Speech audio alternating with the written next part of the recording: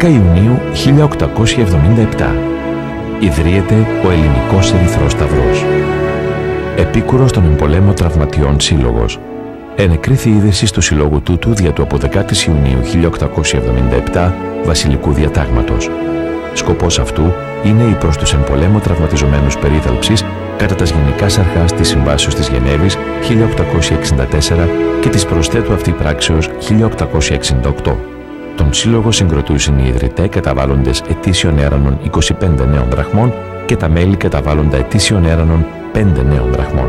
Ιδρυτέ και μέλη διατελώσει και κύριοι.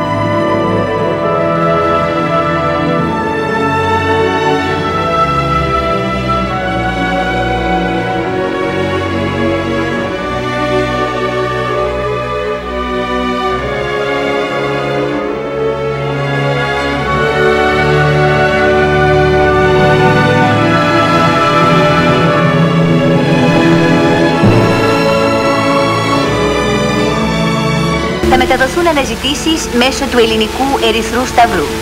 Παρακαλούνται όσοι γνωρίζουν δια τα εξής πρόσωπα να ειδοποιήσουν την υπηρεσία αναζητήσεων του Ελληνικού Ερυθρού Σταυρού, οδός 3 Σεπτεμβρίου, αριθμός 21.